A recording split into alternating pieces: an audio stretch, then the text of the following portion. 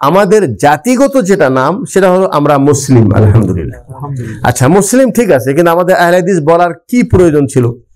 অনেকে মনে করে যে এইভাবে আহলে হাদিস বলাতে মুসলিমদের মাঝে ফেরকা হয়ে গেল, বিভক্তি হয়ে গেল। আমরা আহলে হাদিস এই জন্য বলি যে আলহামদুলিল্লাহ আকীদার মধ্যে যত বিভ্রান্ত আছে, শিরকি এবং কুফরি আকীদা আছে, সেই শিরকি এবং কুফরি আকীদা বাদ দিয়ে একেবারে সরাসরি তাওহীদ পন্থী আকীদা আমরা গ্রহণ করি, আলহামদুলিল্লাহ। সৌদি আরবে দেখেন না, হজ ওমরা করতে আসে মানুষ, আমাদের দেশে মুখে বলছে লাব্বাইক লাব্বাইক লা শারীকা লাক, অথচ হাতে তাবিজ আছে। আর এই তাবিজ পরা যে শিরক, ওই হুজুর জানে না, কিন্তু সৌদি আরবের পুলিশও জানে। এই জন্য তারা বলে তুমি হজ করতে আসছো, তোমার গায়ে শিরিক, এই শিরিক হাতে রেখে তুমি হজ করলে তোমার হজের কোনো ফায়দা নেই, কোনো লাভ নেই। এই যে আহলে হাদিস আন্দোলন আমরা যে সংগঠন করতেছি, এই সংগঠন কিভাবে কাজ করতেছি সংক্ষিপ্ত পরিচয় সেটা হলেই, আত্মাহারিক টিভি, ওহির আলোয় উদ্ভাসিত জীবনের জন্য। হেদায়েতের মালিক আল্লাহ, আমরা শুধু চেষ্টা করি বাস। কিন্তু আলহামদুলিল্লাহ আমি বিশেষ করে আরো খুশি অনুভব করছি এবং আল্লাহ পাকের দরবারে আরো শুকরিয়া জানাচ্ছি যে আমাদের এই ক্ষুদ্র প্রচেষ্টায়, কথার তাসিরে নয়, হয়তোবা আল্লাহ পাক কিছুটা হলেও তিনি পছন্দ করেছেন বিধায় আমার সামনে যে ছাত্রগুলি বসে আছে তাদের চেহারা সুরত, কাপড় চোপড়, তাদের আখলাক, তাদের আমল, তাদের চলাফেরা দেখে আলহামদুলিল্লাহ আমরা মনের ভিতরে তৃপ্তি পাই যে আলহামদুলিল্লাহ আমরা টুটা ফাটা যে কিছু কাজ করছি, এই কিছু কাজ হয়তোবা আল্লাহ কবুল করছে বিধায় আলহামদুলিল্লাহ তার কিছু নমুনা আমরা দেখতে পাচ্ছি। এটার দ্বারা যেমন আনন্দ পাই এবং আমাদের কাজে আরো উৎসাহ পাই, যেহেতু আমরা জানি যে আল্লাহ নবী সাল্লাল্লাহু আলাইহি ওয়াসাল্লাম বলেছেন কিয়ামতের দিন বহু নবী রসুলগণ এমন দাঁড়াবেন যে তাদের উম্মতের সংখ্যা কারো কাছে 2 জন, কারো কাছে 3 জন। নবী রসুল আল্লাহ পাক যাদেরকে দিন প্রচারের জন্যই পাঠিয়েছেন, অথচ তাদের সাথে উম্মত নেই। কত বড় বড় জালিলুল কদর নবীগণ, নূহ আলাইহিস সালাম 950 বছর তাবলীগ করে শুধুমাত্র 81 জন নারী মুসলিম, নারী পুরুষ মিলে, বাচ্চারা সবাই মিলে মুসলমান ওনার নৌকাতে আরোহণ হয়েছিল 950 বছরের মেহনতে। অথচ উনি নবী, ওনার প্রত্যেকটি কথা ওহী ভিত্তিক কথা, ওনার কথার তাসিরের কোনো কমতি ছিল না। কিন্তু আলহামদুলিল্লাহ আল্লাহ আমাদের প্রতি অনেক বেশি দয়াশীল এবং অনুগ্রহশীল। আমরা যারা হেদায়েত বুঝেছি, হেদায়েত গ্রহণ করতে পেরেছি, আমাদের উপর আল্লাহর বিশেষ দয়া যে তারা এত বড় নবী পাওয়ার পরেও হেদায়েত গ্রহণ করতে পারে নাই। কিন্তু আলহামদুলিল্লাহ আল্লাহ আমাদেরকে অতি সহজেই হেদায়েতের পথ দেখাইছে, আলহামদুলিল্লাহ। এবং আমরাও শুকরিয়া জানাচ্ছি যে আলহামদুলিল্লাহ আমাদের এই ক্ষুদ্র প্রচেষ্টায় আলহামদুলিল্লাহ আপনারা যে দিনের সঠিক জ্ঞান পাচ্ছেন বা পেয়েছেন, এবং আপনারা যে আমাদের কথা শুনে এখানে একত্রিত হচ্ছেন, আমাদের সাথে সঙ্গ দিয়ে একসাথে চলতেছেন, তো এটা আমাদের জন্য খুশির ব্যাপার। আমাদের সংখ্যা কম না, আলহামদুলিল্লাহ অনেক বড় সংখ্যা, তাই নয় কি? আলহামদুলিল্লাহ। তো যেহেতু আজকের এই অনুষ্ঠানে বিশেষ করে সাংগঠনিক প্রোগ্রাম এবং কিছু নতুন ভাই আসছেন, তো আমি এখানে খাস ওয়াজ নয়, বরং আমি গুরুত্বপূর্ণ কিছু কথা বলবো, যে কথাগুলি আমরা ইনশাআল্লাহ গুরুত্ব সহকারে শুনবো। প্রথমত আমাদের যে পরিচয়টা আপনারা পেলেন আহলে হাদিস আন্দোলন, এই পরিচয় সম্পর্কে খুবই সংক্ষিপ্ত আকারে আপনাদেরকে বলি। সেটা হলেই যে আহলে হাদিস এটা একটা সম্প্রদায়, সারা বিশ্বেই এখন এর পরিচিতি আছে এবং আলহামদুলিল্লাহ যথেষ্ট বড় সংখ্যায় মুসলমানের মধ্যে এই আহলে হাদিস সংখ্যক মুসলমান ওনারা আছেন। তো আসলে আহলে হাদিস এনারা কারা, বা তাদের এই আহলে হাদিস পরিচয় দেওয়ার বা কি প্রয়োজন ছিল? আহলে হাদিস হলো তারাই যারা পবিত্র কোরআন এবং সহি হাদিস নিঃস্বার্থভাবে গ্রহণ করে সেই অনুযায়ী তারা জীবনযাপন করার চেষ্টা করে। আরেকটু ব্যাখ্যা দিয়ে বলি, আহল মানে হলো ওয়ালা, আর হাদিস মানে হাদিস ওয়ালা। তাহলে আমরা এক অর্থে হাদিসওয়ালা, আর আরেক অর্থে আল্লাহ পাক কোরআনে মাজিদকে কোরআনও বলেছেন, হাদিসও বলেছেন। কোরআনও বলেছেন, হাদিসও বলেছেন। কোরআনে প্রায় 14 জায়গার মতো জায়গায় আল্লাহ পাক কোরআনকে হাদিস বলেছেন। সেই জন্য আমরা নিজেকে আহলে হাদিস বললেও আমরা মূলত আহলুল কোরআন ওয়াল হাদিস। ঠিক আছে, আহলে কোরআন এবং আহলে হাদিস। বর্তমান প্রেক্ষাপটে কিছু মানুষ তারা নিজেকে আহলে কোরআন বলে তারা পরিচয় দেয়, আর সাধারণ জনগণ তারা আমাদেরকে কেউ কেউ অপবাদ দেয় যে এরা আহলে হাদিস কিন্তু আহলে কোরআন নয়। মানে একটু খেয়াল করেন, এরা শুধু হাদিস মানে কোরআন মানে না। বাস্তবে কি এটা? আমরা কোরআন এবং হাদিস দুটাকেই মানি এবং বিশ্বাস করি দুটাই আল্লাহর পক্ষ থেকে প্রেরিত ওহী। কোরআন হলো ওহী জালি, মানে কোরআনের অর্থ এবং শব্দ দুটাই আল্লাহর পক্ষ থেকে আসছে, আর হাদিস অর্থ আল্লাহর পক্ষ থেকে আর শব্দটি রাসূল সাল্লাল্লাহু আলাইহি ওয়াসাল্লামের মুখ থেকে, তবে দুটাই আল্লাহর পক্ষ থেকে। দলিল মা ইয়ানতিকু আনিল হাওয়া ইন হুয়া ইল্লা ওয়াহয়ুন ইউহা, সূরা নাজম 3 এবং 4 নম্বর আয়াত। আল্লাহ তাআলা বলছেন নবী মুহাম্মদুর রাসূলুল্লাহ সাল্লাল্লাহু আলাইহি ওয়াসাল্লাম তিনি দিন সম্পর্কে যাই কিছু বলেন উনি নিজের পক্ষ থেকে বলেন না, আল্লাহর পক্ষ থেকে প্রেরিত ওহী সেটাই তিনি মানুষদেরকে বলেন। ঠিক আছে, এই অর্থে আমরা আহলে কোরআন এবং আহলে হাদিস। কিছু মানুষ তারা মানুষদেরকে আকৃষ্ট করার জন্য তারা দুটি কথা বলে, নিজের পরিচয় দেয় আহলে কোরআন, এবং তারা আর এক অর্থে মনে করে যে তারা শুধু কোরআনের অনুসারী, হাদিসকে তারা অস্বীকার করে, হাদিসকে তারা অস্বীকার করে এবং তারা মনে করে যে হাদিস মানার কোনো প্রয়োজনই নেই। দলিল বহু রকম তারা আকলি দলিল দেয়, কিন্তু আমরা মনে করি তারা একেবারে চরম পথভ্রষ্টদের মধ্যে আছে। কারণ হাদিস বিহীন কোরআনকে পরিপূর্ণভাবে বোঝা সম্ভব নয়। ঠিক আছে, কোরআন আমাদেরকে বলেছেন আকিমুস সালাহ, তোমরা সালাত কায়েম করো, সালাত পড়ো। তো সালাত কি জিনিস? আমরা এখন যখনই বলছি সালাত, বা এটাকে যদি আরো সহজ ভাষায় বলি নামাজ পড়েন, তাহলে নামাজের একটা পড়ার বিধান বা নিয়ম আমাদের মাথায় আসতেছে না? যে নামাজের জন্য উযু করতে হবে, নাকি তাকবীর দিয়ে সালাত শুরু করতে হবে, সানা পড়তে হবে, সূরা ফাতিহা, এই যে পড়ার নিয়ম, এটা কি কোরআনে আছে? কোরআনে নেই, তাই না? কোরআনে বলছে সালাত পড়ো। কাকে বলছেন? আল্লাহ নবী সাল্লাল্লাহু আলাইহি সাল্লাম। আচ্ছা, তিনি কি সালাত পড়েছেন কি পড়েন নাই? আচ্ছা, ওনাকে সালাত শুধু পড়েন নাই, আচ্ছা উনি কি শুধু নিজে ইবাদত করার জন্য আসছিলেন, নাকি আল্লাহ পাক ওনাকে পাঠিয়েছিলেন তার উম্মতদেরকে হেদায়েত করার জন্য? তাহলে উনি সালাত নিজেও পড়বেন, উম্মতদেরকেও সালাত শিখাবেন, এটাই তো বাস্তব, নাকি? তাহলে উনি সালাত নিজে পড়িয়েছেন এবং সাহাবায়ে কেরামদেরকে সালাত পড়া শিখিয়েছেন। তো সাহাবায়ে কেরাম যদি বলে যে আমি রাসূল সাল্লাল্লাহু আলাইহি ওয়াসাল্লামকে সালাত পড়তে দেখেছি, উনি এইভাবে তাকবীর দিলেন, হাত এইভাবে উত্তোলন করলেন, হাত এইভাবে বাঁধলেন, এরপরে উনি এই সূরাটি পড়লেন, ঠিক আছে, উনি যখন রুকুতে গেলেন এইভাবে রুকুতে গেলেন, রুকুতে তাসবিহ পড়লেন, তাহলে এটা কি শরীয়তের অংশ নয়? এটা ছাড়া কি সালাত পরিপূর্ণতা, যেইভাবে সালাত আল্লাহ পড়তে বলেছেন ওটা কি পড়া সম্ভব? তাহলে যারা জনগণকে হাদিস অস্বীকার করিয়ে আহলে কোরআন বলে পরিচয় দিয়ে মানুষকে এটা বুঝাতে চাচ্ছে যে হাদিসের মধ্যে অনেক জয়ীব জাল হাদিস আছে, ওই ভেজালে যাওয়ার দরকার নেই, আর কোরআনের মধ্যে কোনো সন্দেহ নেই, এখানে কোনো জাল জয়ীব কোনো আয়াত নেই, অতএব আমরা আহলুল কোরআন, কোরআনে যেটা আছে এটাই মানি, বাইরে কিছু মানি না।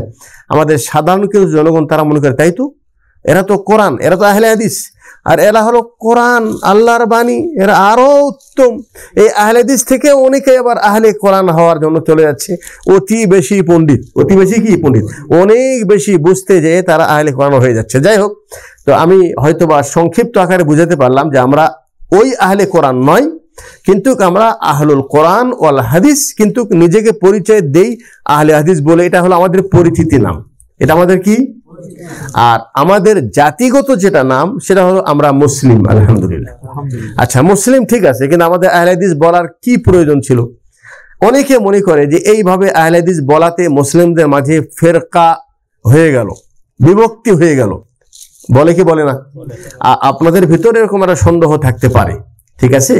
আমরা আহলে হাদিস পরিচয় শুধু এই জন্য দেই যে আমরা মুসলিমদের বর্তমান প্রেক্ষাপটের আলোকে আল্লাহ রসুল সাল্লাল্লাহু আলাইহি ওয়াসাল্লামের ইন্তেকালের 100-200 বছর পরবর্তীতে, এর আগে কোনো কিছু ছিল না, পরবর্তীতে আমরা দেখতে পাচ্ছি যে মানুষরা কোরআন হাদিস মানে, কিন্তু শর্ত সাপেক্ষে মানে, শর্ত সাপেক্ষে মানে। মানুষরা নিজেকে কোনো নির্দিষ্ট মাযহাবের মধ্যে অথবা নির্দিষ্ট ইমামদের অনুসারী হিসাবে অথবা নির্দিষ্ট তরিকায় তারা মানতে চায়।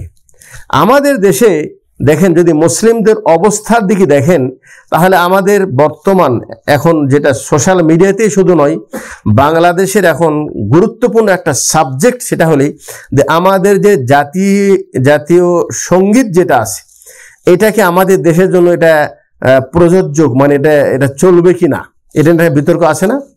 অনেকে মনে করতেছে যে না, এটার উপরে দেশ স্বাধীন হয়েছে, আর এটা যেহেতু সবার মানে সমন্বয়ে জাতীয় সঙ্গীত হয়েছে, অতএব এটার মধ্যে পরিবর্তন করা যাবে না।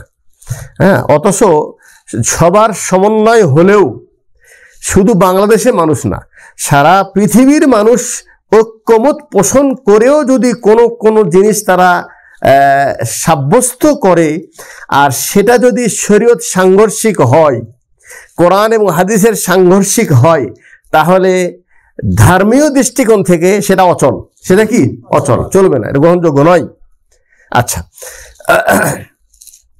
এই জাতীয় সঙ্গীতটা যেহেতু এটা সাংঘর্ষিক, কেন সাংঘর্ষিক?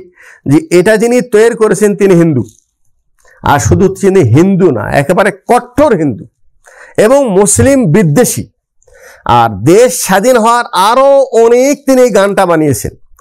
আর এই গানের ভিতরে যেমন নাকি শুধু বাংলা ভাষীদেরকে একত্রিত করে বাংলার মাটির প্রশংসা করেছেন, এমনকি এই দেশের মাটির যে সৌন্দর্য আছে এবং সুন্দর ফলফুলাদি আছে, যেটা আমরাও জানি আলহামদুলিল্লাহ আমাদের দেশ অনেক সুন্দর, এই সুন্দর দেশকে আমাদের দেশের মাটি নিজেই তারা নিজেকে সুন্দর বানিয়েছে? নিজেই কি সুন্দর হয়েছে? নাকি এই সুন্দর বানানোর একজন স্রষ্টা আছে আল্লাহ? এই গানের মধ্যে কি এই জিনিসটা স্বীকার করা হয়েছে? এটা যদি এই নিসবতটা আল্লাহর দিকে করা হয় তাহলে এটা তাওহীদ। আর এটা যেহেতু মাটির দিকে করা হয়েছে, আর শুধু মাটির দিকে না, তা যিনি এই গান তৈরি করেছেন উনি তো ইয়াবুদ কুল্লা শাই ইল্লাল্লাহ, আল্লাহ ছাড়া সব জিনিসের ইবাদতকারী। সুন্দর গাছ দেখলে সেটারও তিনি ইবাদত করেন, নাকি? হিন্দুরা তাই না? হিন্দু ধর্ম তা না? নদীর ইবাদত করে, বাছুরের ইবাদত করে, পুরুষ লিঙ্গের ইবাদত করে, স্ত্রীলিঙ্গের ইবাদত করে, যেটাই তার ভালো লাগে সেটাই তার জন্য মাবুদ। তো তার এই বানানো শিরিক মিশ্রিত জাতীয় সঙ্গীত, এটা এখন আমাদের দেশে এমন একটি দেশ, সারা বিশ্বের বলা যেতে পারে দ্বিতীয় বৃহত্তম মুসলিম দেশ বাংলাদেশ, নাকি? এটা একটা পরিচয়। আর একটা পরিচয় আছে, সেটা আপনারা জানেন কি? সেটা হলেই যে হজ হয় কোথায়? জি, এটা হলো মুসলিমদের সবচেয়ে বড় সমাগম মানুষের। আর দ্বিতীয় সমাগম, সবচেয়ে বড় সমাগম কোথায় হয়? টঙ্গী ইজতেমায় হয়। আর সেটাও কোথায় আছে? বাংলাদেশে। আর এই টঙ্গী ইজতেমার সম্পর্কে আমরা ছোটকাল থেকে মানুষের মুখে শুনে আসতেছি যে আসলে আমাদের দেশ গরিব দেশ, এই দেশ থেকে সবাই মক্কায় যেয়ে হজ করা সম্ভব না, এই জন্য আল্লাহ অনুগ্রহ করে দয়া করে ওই হজের পরিবর্তে আমাদেরকে টঙ্গী ইজতেমা দিয়েছে, হ্যাঁ, যেন আমরা গরিব মানুষ এখানেই হজ করতে পারি, এরকম বিশ্বাস। আমার মনে হয় আমি কথাটা বানায় বললাম, এরকম অনেক মানুষের বিশ্বাস আছে। আমি ওই কথা এখানে বলার উদ্দেশ্য না, বলার উদ্দেশ্য আমি আর একটি গর্ব করে বলতে চাচ্ছি, সেটা হলেই যে ধর্মের উপর ভিত্তি করে মক্কার পরে, মানে হজের আনুষ্ঠানিকতার পরেই সবচেয়ে বেশি মানুষের সমাগম ঘটে টঙ্গী ইজতেমায়। তাহলে আমাদের একটা পরিচিত আছে না নাই? আর একটা পরিচিত আছে, সেটা হলে সারা বিশ্বে যদি কোনো শহর থাকে যে শহরে সবচেয়ে বেশি মসজিদ, তাহলে কিন্তু আমাদের ঢাকা শহরের নাম আসে। আর একটি পরিচিতি, সেটা আমি বলি, সেটা হলে সারা বিশ্বে যত মুসলিম দেশ আছে, আমার মনে হয় বাংলাদেশে যত বেশি মাদ্রাসা আছে, ঠিক আছে, গ্রাম পর্যন্ত মক্তব মাদ্রাসা যত বেশি সংখ্যায় এবং যত বেশি পরিমাণে মাদ্রাসা আছে, আমার বিশ্বের কোথাও নেই। তাহলে এরকম একটা দেশে যদি শিরিক মিশ্রিত জাতি সঙ্গীত থাকে, তাহলে এটাকে একটা মুসলিম দেশের জন্য এটা কি শোভনীয় হলো? বলেন। আচ্ছা, এই যে জাতি সঙ্গীত, এর মধ্যে যে শিরিক আছে, এর চাইতে অসংখ্য শিরিক, আরো অনেক বেশি পরিমাণে শিরিক আমাদের দেশের মুসলমানদের কথায় কর্মের মধ্যে আসে না নেই? এটা হলো দেশের প্রেক্ষাপট, এটা কি দেশের প্রেক্ষাপট এবং দেশের বাস্তবতা। দেশের কি বাস্তবতা? যেহেতু আমরা এই দেশের মুসলমান, আমার সাথে মনে আপনারা নেই আছেন, এটা হলো শুধুমাত্র আমাদের দেশের খবর। আর যদি ইসলামের পিছনের খবর দেখেন, শোনেন, আল্লাহ রসুল সাল্লামের যুগের পরেই ইসলামের মধ্যে কি বাতিল ফেরকা আছে না নেই? একটা বাতিল যেটা আল্লাহ পাক একদম মানে মাগদুবি আলাইহিম ওয়ালাদ দাল্লিন বলেছে, আল্লাহর অভিশাপ প্রাপ্ত দল এবং গোমরাহ। এরা কারা বলেন? ইহুদ, নাসারা, যত কাফের মুশরিক দল আছে, এরা তো মানে বিনা হিসাবে জাহান্নামী, তাই নয় কি? আর আরেকটি দল আছে যারা নাকি নামে মুসলমান, জন্মসূত্রে মুসলমান, শুধু মুসলমান নয়। আমরা যদি বলি যে আমাদের দেশের অধিকাংশ মুসলমানের পাঠ্য বইয়ের মধ্যে পর্যন্ত শিরক আছে, এটা কি মানতে, এটা কি কষ্ট হবে? জি। তো আমি যদি আরেকটু বাড়াইয়া বলি যে অধিকাংশ মুসলমানদের মসজিদের ভিতরে শিরিক পাওয়া যায়, কোরআনের মধ্যেও শিরিক ঢুকে দিয়েছে, আর জাতীয় সঙ্গীতের মধ্যে তো আছেই, আর মানুষের হাতে গলায়। এমন একটি অজগবি দেশে আমরা বসবাস করি যে কোনো বড় বট গাছ দেখলে সেই বট গাছের মধ্যেই লাল সুতা, কালো সুতা মানুষ বাঁধে রাখে। এটা কারা? হিন্দুরা বাঁধে রাখে? মুসলমান বাঁধে রাখে না? কি আপনারা এটা বুঝতেছেন আমার কথা? তাহলে যেহেতু শোনেন, মুসলমানের মধ্যে বাউল মুসলমান আছে, মুসলমানের মধ্যে আছে লালন ফকিরের আকিদার লালনকারী, তারাও মুসলমান আছে, আছে না নেই? মুসলমানের মধ্যে শিয়া আছে, মুসলমানদের মধ্যে খাওয়ারিজ আছে, মুসলমানের মধ্যে কাদেরি আছে, মুসলমানদের মরজিয়া আছে। এগুলি সব গোমরা ফেরকা দল, ঠিক আছে? তাহলে আমি যদি শুধু নিজেকে মুসলিম বলি, তাহলে আমার আকিদা কিন্তু স্পষ্ট হলো না। হলো কি? আমি কি কাদেরি, আমি কি মরজি, আমি কি মাতুরিদি? হ্যাঁ, আমি কদিন আগে বলেছিলাম যে আমাদের একজন বিশেষ শুভাকাঙ্ক্ষী রাজশাহীর একজন ভাই, তার মেয়ের জন্য একটা প্রস্তাব এসেছে ছেলের পক্ষ থেকে। ছেলে হলো কি নাম, ইউনিভার্সিটির টিচার, ভালো পদে আছেন না, ইউনিভার্সিটি টিচার। কিন্তু উনি ওনার পরিচয় দিয়েছেন যে আমি আকিদাই সালাফি, আর মানহাজে হলো আকিদায় হলো মাতুরিদি, আর মানহাজে আমি সালাফি। কথা বুঝতে পারলেন? আকিদায় কি মাতুরিদি আর মানহাজে সালাফি, এটা কি সম্ভব? আকিদা যদি মাতুরিদি হয় তাহলে সালাফি হবে, আর সালাফি হলে তার আকিদা কি মাতুরিদি হবে? মাতুরিদির আকিদা, এটা আমি সংক্ষিপ্তভাবে বলছি, এই আকিদার অনুসারীর সংখ্যা কম না বেশি? অনেক বেশি। যাই হোক, আমি খুবই সংক্ষিপ্ত আকারে বলছি। সেটা হলেই আকিদার মধ্যে বিভ্রান্ত আছে, আল্লাহকে মানার ক্ষেত্রেও বিভ্রান্ত আছে না নাই? আমি যদি জিজ্ঞেস করি আইন আল্লাহ, আল্লাহ কোথায় আছেন? ওই দেখেন বলছি কুল্লি মাখান। জি, এই ভাই বলছেন যে আল আসমানে, ঠিক আছে। এই যিনি আসমানে বলছেন উনিও কিন্তু কিছুদিন আগে হয়তো বা এই আকীদাই ছিল যে আল্লাহ সর্ব জায়গায় বিরাজমান, অথবা আল্লাহ মুমিনের কলবে আছে। আর একজন বলছেন আল্লাহ তাআলা আরশে আজিম আছেন। তাহলে সবই ঠিক? সবই ঠিক। আর নাকি কিছু ওটা ঠিক, কিছু এটা ঠিক? তার আসলে আল্লাহ আছেন কোথায়? আর যারা বলে আল্লাহ সর্ব জায়গায় বিরাজমান ও মানুষের অন্তরে আছে, এই আকীদাটা কি শিরকি আকীদা, কুফরি আকীদা, না কিছু কিছু চলে? এটা আসলে কুফরি আকীদা। আল্লাহকে আল্লাহ নিজে বলছেন আমি আরশে আজিমে আছি, আর আমরা বানাচ্ছি না আল্লাহ সব জায়গায় আছে, আল্লাহ প্রত্যেক মুমিনের কলবে আছে। এটা বলা মানে হলেই আল্লাহর সিফাতকে অস্বীকার করা, আল্লাহর সিফাতকে অস্বীকার করা। এরকম অসংখ্য। আর একটা উদাহরণ দেই, আল্লাহ তাআলা কি নিরাকার? আল্লাহ কি নিরাকার? আচ্ছা, আমাদের দেশের পাঠ্য বই এটা নাই, আল্লাহ নিরাকার। আচ্ছা, আল্লাহ নিরাকার এটা শুধু মনে হয় সাধারণ জনগণ তারা বলে, হ্যাঁ, ছোটখাটো আলেমরা বলে মনে হয়। বড় মানে কি? মানে সবচাইতে বড় মাদ্রাসার একেবারে প্রধান মুহাদ্দিসকে যাতে জিজ্ঞেস করেন যে আল্লাহ নিরাকার, বলছে একেবারে আল্লাহ নিরাকার। বলছেন আল্লাহকে আকার বলা শিরকটাই বলে। নিরাকার মানে কি? যার কোনো কি নেই, কোনো অস্তিত্ব নেই। তো নিরাকার বলা মানে আল্লাহর অস্তিত্বকে অস্বীকার করা একই জিনিস। এটাও কিন্তু কুফরি আকীদা, এটা কুফরি আকীদা। আমি এর চেয়ে বেশি আর এর গভীরে যাচ্ছি না, কারণ এটা আমার সাবজেক্ট না। এতটুকু আমি বুঝাতে চাচ্ছি, সেটা হলেই আমরা আহলে হাদিস এই জন্য বলি যে আলহামদুলিল্লাহ আকীদার মধ্যে যত বিভ্রান্ত আছে শিরকি এবং কুফরি আকীদা আছে, সেই শিরকি এবং কুফরি আকীদা বাদ দিয়ে একেবারে সরাসরি তাওহীদপন্থী আকীদা আমরা গ্রহণ করি আলহামদুলিল্লাহ। আমলের ক্ষেত্রে আমরা যতক্ষণ পর্যন্ত ওই আমলটি আল্লাহ রাসূল সাল্লাল্লাহু আলাইহি ওয়াসাল্লামের আদর্শ থেকে বিশুদ্ধ সূত্রে সাব্যস্ত না হবে, অতক্ষণ পর্যন্ত আমরা সেই হাদিস অথবা সেই কথা আমরা নিজের জীবনে আমলের জন্য যোগ্য মনে করি না। এটা আমার কথা, এটা তো কোরআন বলছেন, আতিউল্লাহ ওয়া আতিউর রাসূল, তোমরা আল্লাহ আনুগত্য করো, রাসূলের আনুগত্য করো, ওয়ালা তুবতিলু আমালাকুম। আল্লাহ এবং রাসূলের আনুগত্যের বিপরীত অন্য কারো আনুগত্য করে তোমরা নিজের আমলকে নষ্ট করো না। তাহলে আমরা শুধুমাত্র আল্লাহর আনুগত্য করি এবং তার রাসূল সাল্লাল্লাহু আলাইহি ওয়াসাল্লামের আনুগত্য করি নিঃশর্তভাবে। নিঃশর্ত এই জন্য বলি যে আমাদের অনেক মাযহাবী ভাইয়েরা আছেন, ওনারা হাদিসকে ভাগ করে দিয়েছেন। হাদিসকে কি করেছেন? ভাগ করেছেন। যদি বলেন আমিন জোরে বলা হাদিস তো আছে, এই হাদিস আমল কেন করেন না? বলছে না, এই হাদিসটা হলো শাফি মাযহাবের হাদিস নাকি? আচ্ছা, এই বুকের উপর হাত বাঁধার হাদিস আছে, এটা কেন নেন না? এটা হলো হাম্বলি মাযহাবের হাদিস। ঠিক আছে, মেয়েরা কোথায় হাত বাঁধবে? বুকের উপরে। ছেলেরা কোথায় বাঁধবে? কানের লতি পর্যন্ত। দূরে তো সেই হাদিস, বলছে না ওটা ছেলেদের জন্য আর এটা হলো মেয়েদের জন্য। আজান দিচ্ছেন একরকম, একামত দিচ্ছেন ডবল। আল্লাহ রাসূল আজান যদি সিঙ্গেল দিয়েছেন, একামত সিঙ্গেল দিয়েছেন, আজান ডবল দিয়েছেন, একামত ডবল দিয়েছেন। আমরা যদি জিজ্ঞাসা করি এরকম কেন, বলে একই সাথে দুই হাদিস আমল করতে চাই। এই যে হাদিসকে তারা নিচ্ছে, শরীয়তকে নিচ্ছে শর্ত সাপেক্ষে, মানে ওই হাদিস আমরা গ্রহণ করব যেটা আমাদের মাযহাবে আছে। আমার মনে হয় কথা আমি বানায় বলছি, অতিরিক্ত বলছি নাকি এটা?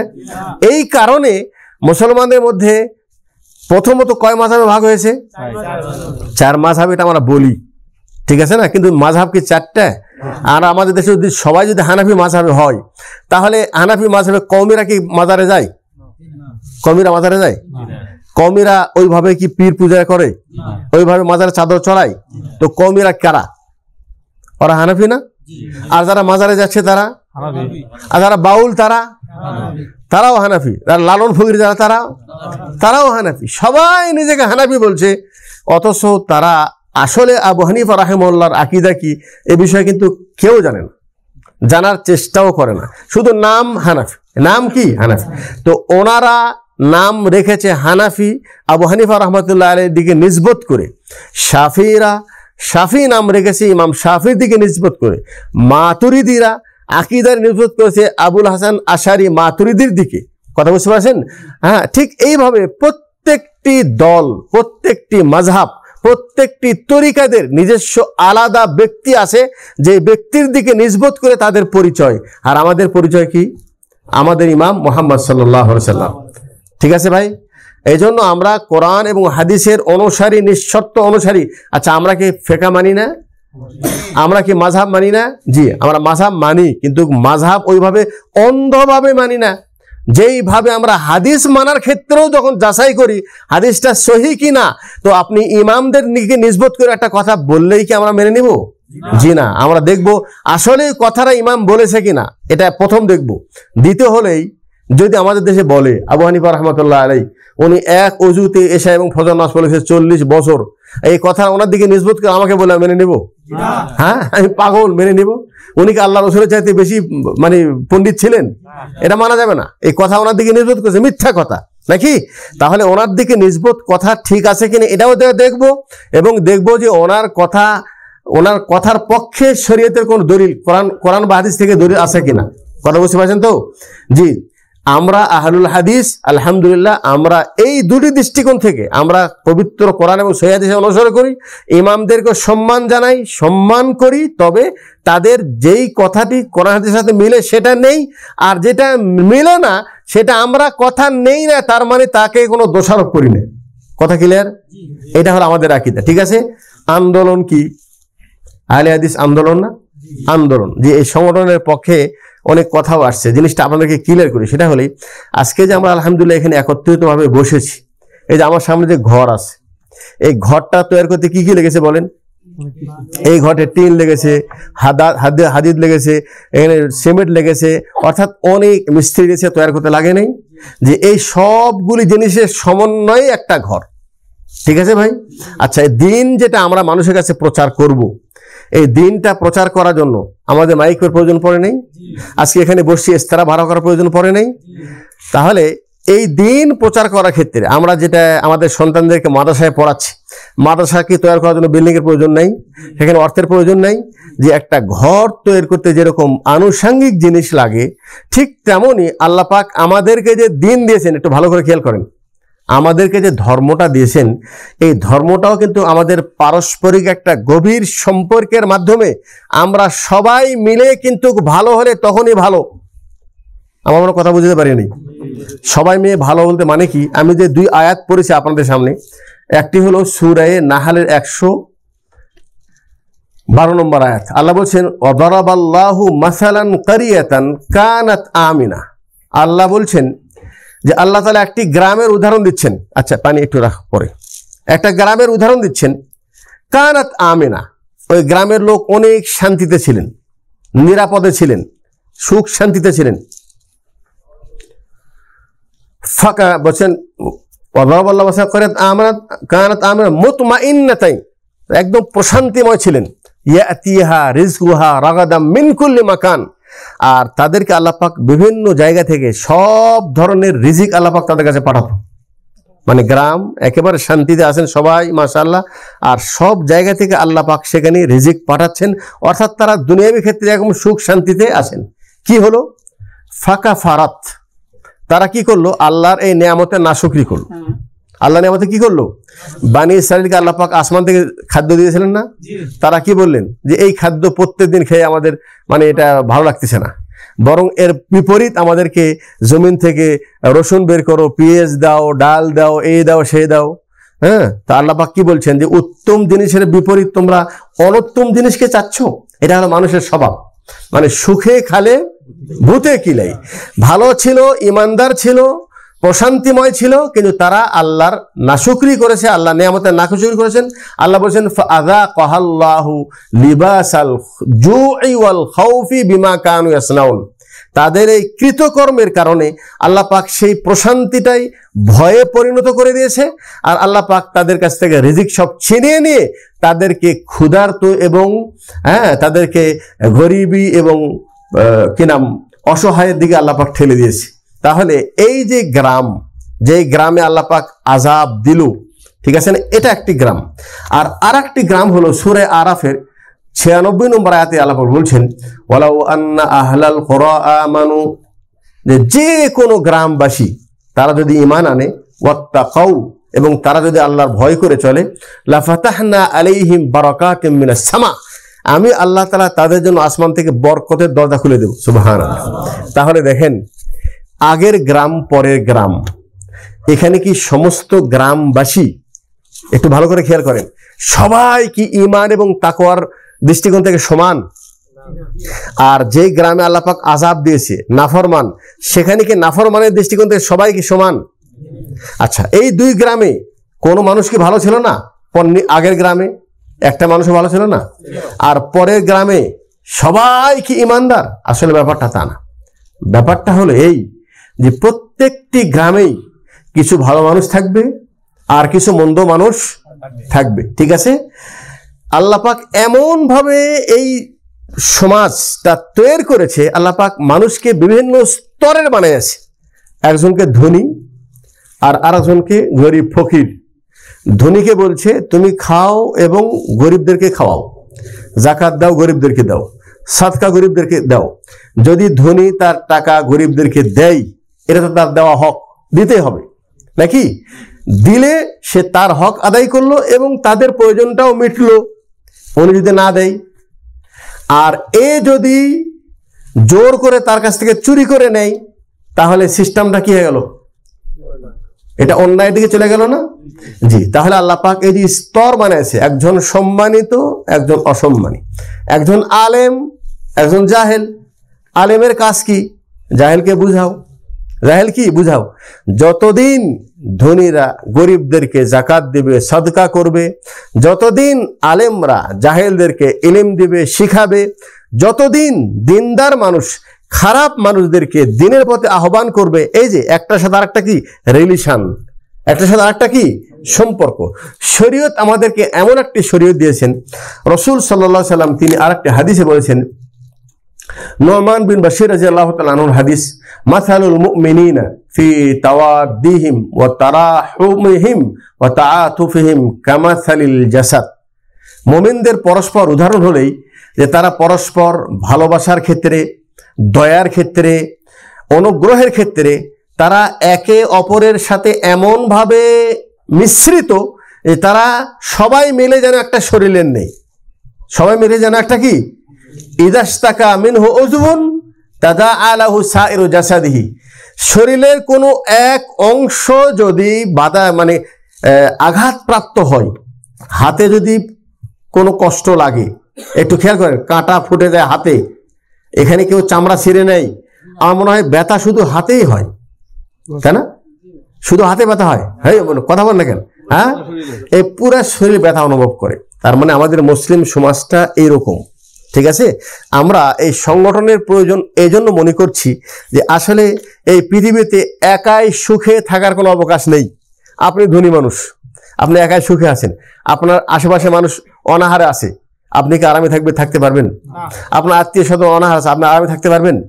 আপনি একদম মাশাআল্লাহ হাজী সাহেব, একেবারে দিনদার পরহেজগার মানুষ, আপনার চারিপাশে মানুষ বেনামাজি বেদিন, আপনি তাদের সম্পর্কে কোনো খেয়াল নেই, ওদের ঠিকানা ওরা বেনে নিয়েছে, ওদের যা হয় তাই হবে, হ্যাঁ আমি ঠিক আছি।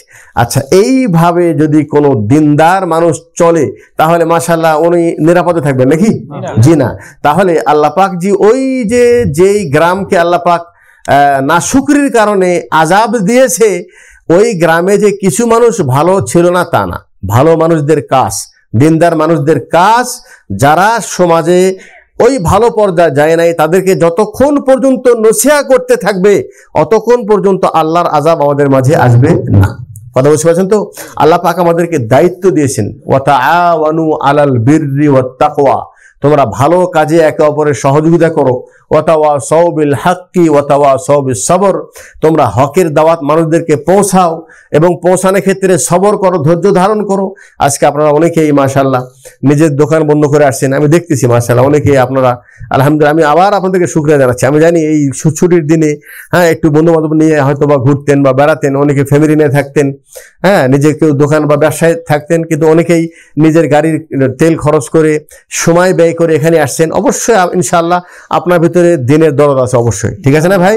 তাহলে এই যে আপনার ভিতরে একটু চেতনাটা বৃদ্ধি পেল, এটা যদি আপনি একাই বসে থাকতেন তাহলে কি এটা হতো? হতো? আজকে আমরা সবাই মিলে, ঠিক আছে না, কেউ এখানে শ্রম দিচ্ছে মাশাআল্লাহ, কেউ অর্থ দিচ্ছে, কেউ নিজে এখানে অনুষ্ঠানে উপস্থিত হয়ে আমাদেরকে উৎসাহ দিচ্ছেন, কেউ এখানে আলোচনা করছেন। এই যে সবাই মিলে যে আমরা দিনের কাজে একে অপরের সহযোগিতা করছি, এটার নামই হলো সংগঠন। এটার নামে কি ভাই? সংগঠন। এটা নিয়ে অনেক বেশি গভীরে যাওয়ার প্রয়োজন নাই। আচ্ছা, আমি এখানে আরেকটি কথা বলবো, সেটা হলো আশা করি আমাদের পরিচয়টা পেয়েছেন, আমরা পবিত্র কোরআন এবং সহিহ হাদিসের অনুসারী। আসেন, আমরা চাই শুধু আমরা ভালো থাকবো তা নয়, আর আমি ভালো থাকতে চাইলেও পারবো না, শরীয়ত আমাকে ভালো রাখবে না। আমাকে আল্লাহ দায়িত্ব দিয়েছেন যে আমি যেন আমার যারা দিনী ভাই আছে তাদেরকেও ভালো করার চেষ্টা করি। সেই দায়িত্ব থেকেই নিয়েই কিন্তু আমরা আপনাদের একসাথে আমরা করেছি, একসাথে আমরা কি করেছি, কথা বুঝে আসলো? এটা হলো আমাদের ইমানি দায়িত্ব। এটা কি আমাদের ইমানি দায়িত্ব? আচ্ছা, এখন আপনাদেরকে আরেকটু ধারণা দিই, সেটা হলেই এই যে আহলে হাদিস আন্দোলন আমরা যে সংগঠন করতেছি, এই সংগঠন কিভাবে কাজ করতেছি সংক্ষিপ্ত পরিচয় সেটা হলেই, দেখেন একজন ব্যক্তি যত কাজ করতে পারবে না, কিন্তু আমরা সমষ্টিগতভাবে সবাই মিলে যখন কাজ করি সেই কাজের বরকত দেখেন। আহলে হাদিস আন্দোলনের এখন বহু দ্বীনি প্রতিষ্ঠান আছে, বহু কি আছে দ্বীনি প্রতিষ্ঠান, একাধিক মার্কাজ, বিভিন্ন শহরে আমাদের নিজস্ব মার্কাজ আছে, প্রতিষ্ঠান আছে। আপনি বলে প্রতিষ্ঠান তো সব জায়গায় আছে, মাদ্রাসা তো সব জায়গায় আছে, জি না, পার্থক্য আছে।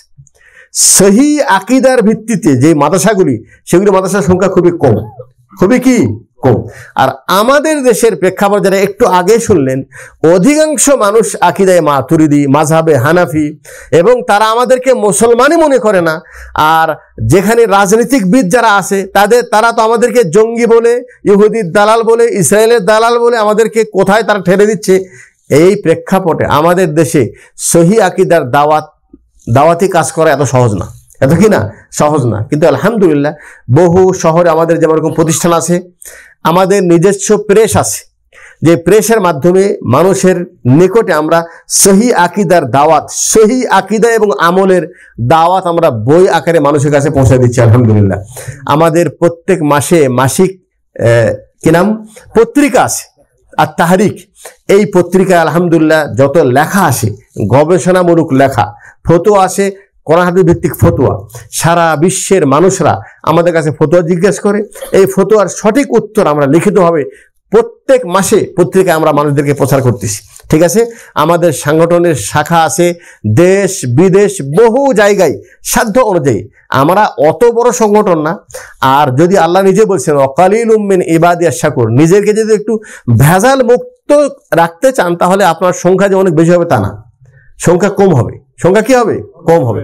আর মানুষকে ফ্যাসিলিটি দিয়ে নিজের কাছে রাখা, অথবা ওটাও ঠিক এটাও ঠিক, এই নীতিতে যদি আমরা চলি তাহলে মানুষের সংখ্যা অনেক বেশি হবে। ঠিক আছে, কিন্তু আমরা যদি কারো হাতে গলায় তাবিজ দেখা বলি যে তুই আহলে হাদিস আন্দোলনের কর্মী আর তোর গলায় তাবিজ, মানে অসম্ভব, এখন তাবিজ খুলে ফেললি, ও যদি আকীদা বোঝে থাকবে, না হলে পরদিন আর আমাদের কাছে আসতো না নাকি?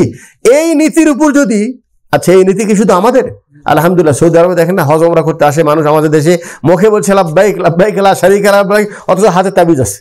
আর এই তাবিজ পরা যে শিরিক, ওই হুজুর জানে না, কিন্তু সৌদি আরবের পুলিশও জানে, হ্যাঁ এখানে আর্মিরাও জানে। এই জন্য তারা বলে তুমি হজ করতে আসছো আর তোমার গায়ে শিরিক, এই শিরিক হাতে রেখে তুমি হজ করলে তোমার হজের কোনো ফায়দা নেই, কোনো লাভ নেই। ঠিক আছে, ওই হাজি সাহেব যদি বোঝে ভালো, আর না বুঝলে তাবিজ সৌদিরা কিন্তু বলে না যে তুমি খুলা রেখে দাও, বলে না, এরাও চালাক, জানে যার আকীদা চেঞ্জ হয়েছে কিনা জানি না, ওই তাবিজ খুলে ওরা নিয়ে নেই, যা এখন যা। কথা বুঝতে পারছেন তো? ওই তাবিজ দিলেই দেখবেন ওরা এখানে বলবেন না, ভিতরে যা বলবে ওরে আল্লাহ তাবিজ তো বড় হুজুর দিয়েছে, এটা খোলার পর যে কি হবে আল্লাহ জানি, কোন বিপদ আসবে, জিন ধরে কিনা। হ্যাঁ, আরে বাবা তাবিজ তো পরের কথা, ওই বট গাছে যে লাল সুতা বাঁধা আছে, ওই বট গাছের ডাল একটু কাটতে পারেন তো দেখেন, ওইগুলো কেউ কাটতে যাবে? বলবো ওরে সর্বনাশ, এই গাছ অনেকেই কাটতে, এরকম কিস্সাও বানাই যে এই গাছ অনেকে কাটার চেষ্টা করেছে, কিন্তু যখনই আড়ি দিয়ে এখানে ফোঁস মারে রক্ত নাকি বের হয়।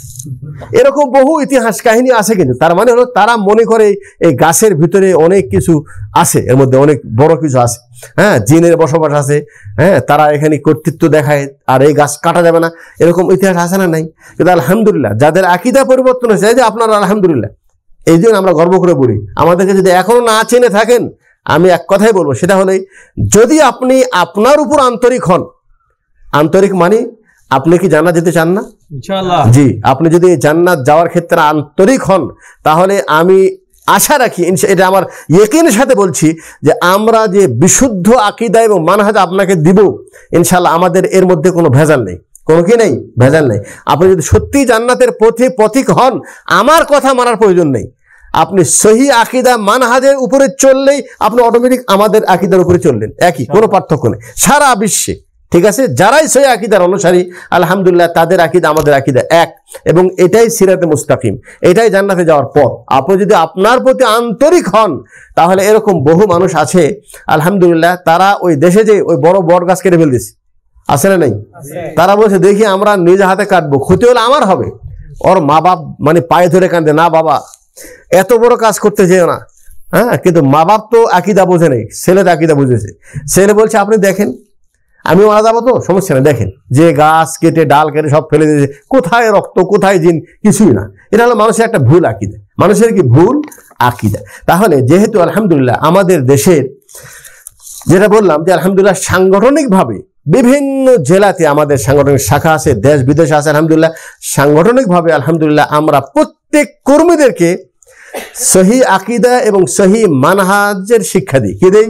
শিক্ষা দিই। আজকে যে আপনাদেরকে এখানে এই ইস্তারহা নিয়ে অনেক টাকা পয়সা খরচ করে আপনাদেরকে এখানে নিয়ে আসছি, শোনেন আমি ব্যক্তিগতভাবে মনে করি যে এটাও আমার উপর একটি বড় আমানত, আমার উপর কি বড় একটি আমানত। আমি আপনাদের টাকা ব্যয় করালাম, ব্যয় করায় আপনাদেরকে এখানে নিয়ে আসলাম, নিয়ে এসে আপনাদেরকে কি দিলাম, এটা এত সহজ মনে করেন না। দায়ী হওয়া যায়, কিন্তু দায়ীর দায়িত্ব বোঝা এত সহজ না। আমি আপনাদেরকে যা কিছু দিচ্ছি এর দায় ভার কি আমার উপর আসবে না? আপনি কি আমাদের দিনে বলবে না যে আমার ওস্তাদ আমাকে বলছে? বলবেন না, ইয়াউমা তুকাল্লাবু উজুহুম ফিন্নার ইয়াকুলুনা ইয়া লাইতানা আতা'না আল্লাহ ওয়া আতা'না আর-রাসূল। কিয়ামতের দিন জাহান্নামীরা তারা বলবে, আফসোস, আমরা এই হুজুরের কথা না শুনে যদি কোরআন এবং হাদিসের, যদি আল্লাহ এবং তার রাসূলের আনুগত্য করতাম তাহলে জাহান্নামে আসতাম না। ঠিক আছে। ওয়াকালু রব্বানা ইন্না আতানা সাদাতানা ওয়া কুবারানা ফাআদাল্লুনা সাবিলা। আর আমরা আমাদের সমাজে যারা বড় বড় লিডার, বড় বড় শেখ, আমি নিজের কথাই বললাম, বড় বড় আলেম, বা বড় বড় দরবেশ, তাদের কথা শুনেছি আর তারা নিজেও পথভ্রষ্ট ছিল, আমাদেরকেও পথভ্রষ্ট করেছে। তারপরে কি বলবে? রব্বানা আতিহিম দি'ফাইনি মিনাল আযাব ওয়াল আনহুম লানান কাবীরা। আল্লাহকে বলবেন, আয় আল্লাহ, জাহান্নামে আমরাও আছি, তারাও জাহান্নামে, অতএব আমাদের দাবি যে আমাদের ডবল শাস্তি আল্লাহ তুমি তাদেরকে দাও, কারণ তারা আমাদেরকে পথভ্রষ্ট করলো কেন। তাহলে আমি আপনাদেরকে যদি ভুল শিক্ষা দেই, মনে রাখবেন শরীয়তের একটা নীতিমালা আছে, মান সান্না সুন্নাতান হাসানা ফালাহু আজরুহা ওয়া আজরু মান আমিলা বিহা। আমি যদি আপনার আকীদা সংশোধন করে দেই, সহি মানহাজ বুঝাইয়ে দেই, আমি যদি আপনাকে সঠিক রাস্তার পথ দেখাই, তাহলে সেই পথে চলে আপনি যত ইবাদত করবেন সেই ইবাদতের সওয়াবের পার্সেন্টেজ ইনশাআল্লাহ আমার কাছে আসবে। এর বিপরীত আমি যদি আপনাকে ভুল পথে পরিচালিত করি, ভুল তরিকা শিখাই, ভুল মানহাজ শিখাই, ভুল আকীদা শিখাই, সেই ভুল আকীদার গুনাহ সেটাও আমাকে বহন করতে হবে। এই জন্য মনে করি আপনি যে টাকা দিয়ে এখানে খরচ করছেন সেটাও একটি বড় আমানত। এই আমানতটা আমাদের সবার, যিনি টাকা দিয়েছেন, যিনি ইলম দিচ্ছেন, যিনি শ্রম দিচ্ছেন, কিয়ামতের দিন বলবে যে শেখ এনারা আহলে হাদিস আন্দোলনের পক্ষ থেকে প্রোগ্রামে আসছিলাম, এখানে এত টাকা দিয়েছি, কিন্তু সেটা আমাদেরকে সঠিকভাবে ব্যয় করে নেই। তাহলে এই যে সংগঠন চালানা, একত্রিত কাজ করা, অন্যের হকের সাথে নিয়ে যাওয়া, এটা কিন্তু এত সহজ ব্যাপার না, এত কি না সহজ ব্যাপার না। এটা আমরা ইমানি দায়িত্ব মনে করি। সেই দায়িত্ব থেকে আমরা যতটুকু আলহামদুলিল্লাহ আমরা আল্লাহ আমাদেরকে তৌফিক দিয়েছেন, দেশ বিদেশে এলেম শিখে যতটুকু আমরা বুঝেছি সেই বুঝের আলোকে আলহামদুলিল্লাহ আমরা মনে করি ইনশাআল্লাহ আল্লাহ রাসূল সাল্লাল্লাহু আলাইহি ওয়াসাল্লামের ওই হাদিস, ইফতারাকাতিল ইয়াহুদ ওয়ান নাসারা আলা 72 ফিরকা, ইহুদ নাসারা 72 দলে বিভক্ত হয়েছে, আমার উম্মতেরা 73 দলে বিভক্ত হবে, সবাই জাহান্নামে যাবে, একটি দল যাবে জান্নাতে। রাসূলকে জিজ্ঞাসা, একটি দল কারা? মা আনা আলাইহি ওয়া আসহাবি, যেই আদর্শের উপর আমি আছি, আমার সাহাবী আছে, আমি সেই আদর্শের উপর যারা থাকবে, যারা কি থাকবে, আমরা মনে করি ইনশাআল্লাহ ওই আদর্শের উপরেই আমাদের আকীদা এবং মানহাজের, ওই আকীদার উপর আমাদের মানহাজ এবং আমাদের আকীদা আলহামদুলিল্লাহ পরিচালিত আছে। ঠিক আছে ভাই, শেষ কথা যেটা বলবো সেটা হলো এই, আমি আহলে হাদিসের আন্দোলনের সদস্য হলাম, কিন্তু ফজর সালাত পড়ি না, একেবারে জান্নাতের ফেরদাউসে বুঝে যাবেন, তাই না? আহলে হাদিস আন্দোলন করি, কিন্তু আকীদার মধ্যে শিরক আছে, জান্নাতে যাবেন। আহলে হাদিস আন্দোলন করি, কিন্তু আমার আমলের মধ্যে বেদাতকে সাপোর্ট করি, কি তাহলে আন্দোলন কর্মী হবে? অতএব আজকের এই কর্মী সম্মেলন আমি বিশেষ করে যারা এখানে উপস্থিত আছেন, আমি সকল ভাইদেরকে বলছি, শোনেন, শোনা মুসলমান আর জানা মুসলমান দুটো এক নয়। কুল হাল ইয়াস্তাবিল্লাযীনা ইয়ালামুন ওয়াল্লাযীনা লা ইয়ালামুন। শোনা শুধু কাজ করবেন, অমুক হুজুর এটা বলছে, অমুক এটা বলছে, এই আজকে কি প্রশ্ন করলো? শোনা প্রশ্ন একটা কে কই দিলার কই কি শোনা প্রশ্ন ছিল? আজকে দুপুরে প্রশ্ন করলেন যে, হ্যাঁ কি প্রশ্ন ছিল? হ্যাঁ বলছে কাবাঘর নির্মাণ করেছে হিন্দু, এরকম বক্তৃতা আসতেছে, যে বক্তৃতা আসতেছে না, কারা? হিন্দুরা দিচ্ছে, মুসলমানরা বক্তৃতা দিচ্ছে। তো এইরকম বহু কথা তো সমাজে প্রচলিত হচ্ছে, বেড়াচ্ছে কথা, তাই নয় কি? অতএব এই শোনা কথাই ইসলাম মানা, আর জাগ্রত জ্ঞানের আলোকে আমি আবার আরেক কথা, শেষ কথা বলছি, সেটা হলেই কখনোই আমার কথা শুনে, আমার ডিগ্রি দেখে, আমার দিকে আকৃষ্ট হয়ে আপনি কোনো কাজ করবেন না। আপনি আমার কথাটা কোরআনে হাদিসের সাথে মিলাই দেখবেন, আরো আলেমকে জিজ্ঞেস করেন যে শেখ যে কথাটা বললো যে গাছের সাথে সুতা বাঁধলে কোনো উপকারে আসবে না, কথাটা ঠিক নাকি ঠিক না, এটা যাচাই করেন, সমস্যা কি? হ্যাঁ, আর তাওহীদের আমরা যে ব্যাখ্যা দিই, এই ব্যাখ্যাটা ঠিক আছে কিনা, এটা আপনি যোগ্য আলেম, শোনেন, আলেমও কোন আলেম হতে হবে? ফাসআলু আহলা যিকরি ইন কুনতুম লা তা'লামুন।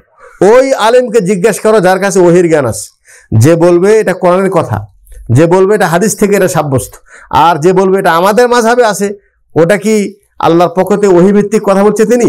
জি না। ওহী ভিত্তিক যিনি কথা বলেন তার কাছে জিজ্ঞাসা করে যদি আমাদের কথা সঠিক মনে হয় সেটা মানতে পারেন। আমাদের কথা কেন, কারো কথা চলবে না শরীয়তের সামনে, নাকি আবু বকরের কথা চলবে না, ওমরের কথা চলবে না, আবু হানিফার কথা চলবে না, ইমাম শাফি হারামের ইমাম, কারো কথা চলবে না। কথা চলবে কাল আল্লাহ কাল রসুল, আল্লাহর কথা রসুলের কথা। এই কথার উপর কারো কোনো বেমত আছে? আর বেমত করলে কি সে মুসলমান থাকবে? থাকবে না। কিয়ামত পর্যন্ত একটাই নীতিমালা, সাহাবীদের জন্য একটাই নীতিমালা ছিল। সাহাবীদের কোনো পীর ছিল? সাহাবীদের কোনো মাযহাব ছিল? সাহাবীদের কোনো খানকা ছিল? হ্যাঁ, তাহলে কোনো তারা যে আকীদার উপর ছিল কিয়ামত পর্যন্ত সেই আকীদাই হবে জান্নাতে যাওয়ার পথ। কথা বুঝতে পারছেন তো? অতএব আপনার নাম যত সুন্দর হোক, আপনার পরিচয় যত ভালো হোক, আপনার সঙ্গ যত ভালো মানুষের সাথে হোক, জান্নাতে যাওয়ার জন্য আপনার পরিবর্তন আপনাকে অবশ্যই নিজে নিয়ে আসতে হবে। ঠিক আছে? আকীদার মধ্যে তাওহীদ থাকবে, আমলের মধ্যে সৎ কর্মশীল হবে। আর শেষ কথা বলবো, সেটা হলেই আপনি যদি সত্যিই আহলে হাদিস হন এবং আহলে হাদিস আন্দোলন কর্মী হন, তাহলে দয়া করে আপনি আল্লাহ পাক, আমি মনে করি আল্লাহ আপনাকে একটি বড় নিয়ামত দুনিয়া দান করেছে। আলহামদুলিল্লাহ, এই বিভ্রান্তের মধ্যে আপনি আলহামদুলিল্লাহ সঠিক আকীদা বুঝেছেন, সঠিক মানহাজকে চিনেছেন। আপনি এই নিয়ামতটাকে ছোট করে দেখার কোনো অবকাশ নেই। ছোট করে দেখলে আল্লাহ নাশুকরি হবে, ছোট করে দেখলে কেউ আল্লাহর নাশুকরি হবে। আপনি একটু দেখেন না, ডান পাশে আরো চারিপাশে একটু ঘোরেন, আরো লোকদের সাথে চলাফেরা করেন, আরো মাযহাব তরিকা লোকদের সাথে চলেন, দেখেন ওরা কি বলছে, কি করতেছি, আমরা কি বলছি, আমরা কি করতেছি, আমরা দেশে কিভাবে কাজ করতেছি, দেশে যা একটু দেখেন, যাচাই বাছাই করেন। ঠিক আছে ভাই? আলহামদুলিল্লাহ, আশা করি ইনশাআল্লাহ আপনি সত্যি যদি আপনার প্রতি আন্তরিক হন তাহলে আল্লাহ শুকরিয়া আদায় করবেন। আর প্রত্যেক কর্মীকে বলবো যে আপনি একটু আপনার সংগঠনের প্রতি আন্তরিক হন। কি হন ভাই? আন্তরিক হন ইনশাআল্লাহ। ঠিক আছে? আন্তরিক মানে হলেই আপনি আসলেই কি আপনি যেটা করছেন এটা সঠিক আছে কিনা এটা একটু যাচাই বাছাই করেন। সঠিক, আমার আকীদা ভুল হতে পারে, আমার কর্মে আমার প্রতি আপনার কোনো বিষয়ে কোনো প্রশ্ন থাকতে পারে, সেখানে এই ভুল আছে, সেখানে এটা ত্রুটি আছে। এই ত্রুটি আমার ব্যক্তিগত ত্রুটি, কিন্তু আমার সাংগঠনিকভাবে অথবা আমরা যে আকীদা মানহাজের যে দাওয়াত আপনাদেরকে দিচ্ছি তার মধ্যে কোনো ত্রুটি আছে কিনা এটা দেখেন। ব্যক্তির কারণে কোনো সংগঠনকে দোষারোপ করা যাবে না। কথা বুঝেছেন তো? আর আপনিও যেন এমন না হন যে আপনার কারণে সংগঠন যেন কোনো প্রশ্নের সম্মুখীন না হয় যে আহলে হাদিস আন্দোলনের কর্মী এই ফজর সালাত পড়ে না, তাহলে এটা আমরা কি করবো বলেন? এইভাবে কিভাবে বুঝাবো? কথা বুঝতে পারছেন তো? এই জন্য আলহামদুলিল্লাহ আমরা তো এখানে শ্রম দিচ্ছি, টাকা দিচ্ছি, একত্রিত হয়েছি। আমাদের মূল লক্ষ্য উদ্দেশ্য কি বলেন? আমাদের লক্ষ্য উদ্দেশ্য কি? নির্ভেজাল তাওহীদের প্রচার ও প্রতিষ্ঠা এবং জীবনের সর্বক্ষেত্রে পবিত্র কোরআন এবং সহিহ হাদিসের অনুসরণের মাধ্যমে আল্লাহর সন্তুষ্টি অর্জন করা, বিনিময় জান্নাত, এটা তো উদ্দেশ্য নাকি? তাহলে শুধু সাথে চললেই হবে? কথা বলেন, সাথে চললে হবে? জি না, অবশ্যই আপনি ইনশাআল্লাহ আপনার প্রতি আন্তরিক হবেন এবং আপনার কর্মের প্রতি আন্তরিক হবেন এবং আল্লাহর পক্ষ থেকে আপনাকে যে দায়িত্ব দিয়েছেন আপনি আপনার জায়গা থেকে সাধ্য অনুযায়ী এই দায়িত্বটা একটু পালন করার চেষ্টা করেন। আল্লাহ পাক যেন আমাদের প্রত্যেক মুসলিম ভাইদেরকে সহি আকীদা, সহি মানহাজ বোঝার জন্য তৌফিক দান করে এবং আল্লাহ পাক আমাদের প্রত্যেককেই ওই পথে পরিচালিত করে যেই পথ মানুষদেরকে জান্নাতে নিয়ে যাবে। সকল বিভ্রান্তকর পথ এবং দিক নির্দেশনা থেকে আমাদের সকল মুসলিম ভাইদেরকে নিরাপদে রাখুন।